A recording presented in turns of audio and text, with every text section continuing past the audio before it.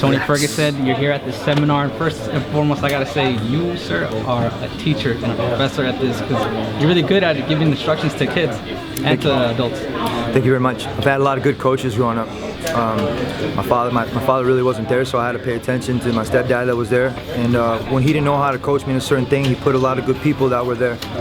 And I'm very fortunate to have good people in my life. And life wasn't hard, it wasn't easy, but I had to grow and I had to learn. And I had to remember where I come from, so when I teach these guys, I have to kind of correlate it to something that they can understand and relate to, which is either one, different sports or movies or music and breathing. And if they can relate to any of those, and if I can't find it, I'm going to pull somebody in to try to help relate it to it. And this is an academy. This is Snapdown City Academy. You know, it's a place of learning. You know, Snapdown City, it's one of the places that you don't want to get lost in. It's dangerous, man. You got chokes and holes, and you got some slams. You got a lot of stuff there. So the one thing I want to do is I want to teach these guys that it's okay to go slow. It's okay to use the technique and not go 100 miles an hour. We get excited. We want to learn everything, and you can, but you got to pace yourself. That way you don't get burnt out, and you have that longevity. Tony, now the fight, interim title, March 4th is 3 weeks away. How do you feel? You look ready? You look lean? I'm ready, man. Aside from all the BS, I don't like to talk too much. Like I said, I've been talking a lot this last couple interviews.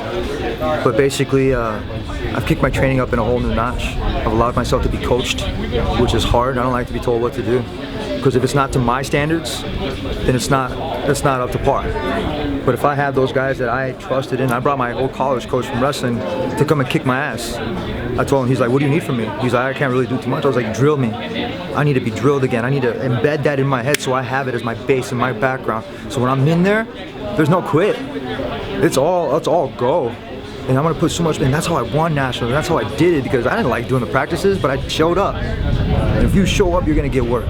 And these guys showed up, and they're going to get their work. And I'm going to show up March 4th, and Khabib is going to get work.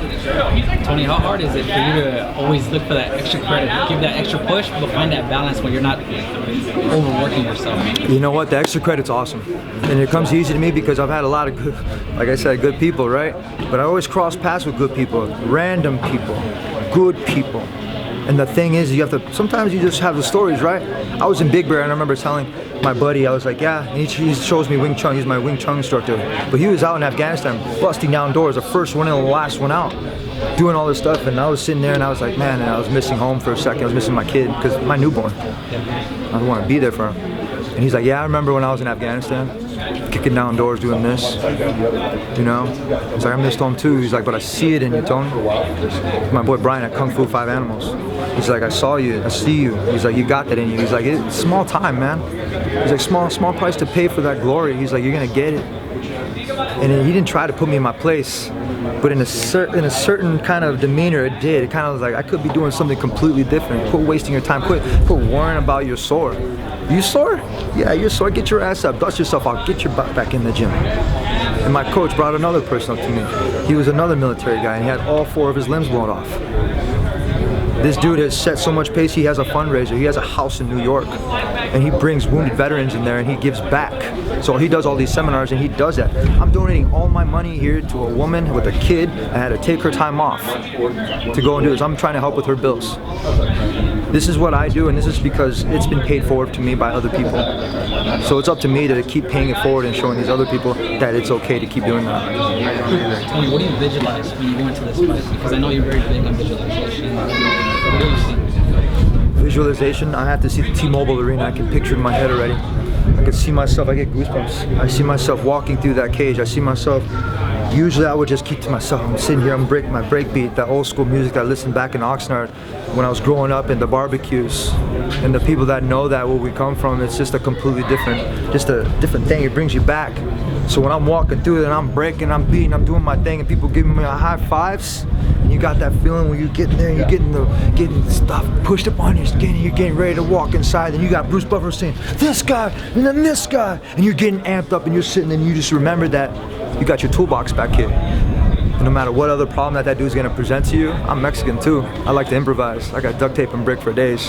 Right here, baby. And that dude's got no problem for me, as long as my conditioning and my feet are underneath my feet. So I'm G'd up from the feet up. as far as conditioning wise, and this guy won't make me quit. I'm gonna bring it all to him. What's your thoughts on him saying that he's gonna break your arm? You gonna bring that shit up? He said he wanna break my arm. This dude said he wants to break my arm. I'll tell you, like I told the other people, I like to hold my kid. I have a newborn. I broke my arm one time, but I knocked that dude down with that same arm. I'll pimp smack this dude if he tries to break my arm. Go for it, dude. You try it, bro. You break it, you're gonna have problems. I'm gonna come at you with everything else, because I got elbows, I got knees, kicks, I got a head, and I got ears. It don't matter. I'm gonna hit you with, I don't care. I'm gonna hit you with anything I got. I'm gonna go crazy on your ass. I'm El Cucuy, dude. I never quit. I'm coming after your ass, buddy. What's your message to Khabib? I just said it right there, plain and simple. Khabib, better focus on this fight, not McGregor, buddy, because you're looking too far and you did the same mistake that RDA made. And I'm not gonna say too much after that, because it's up to you to make a choice, buddy, but I'm not gonna make that for you.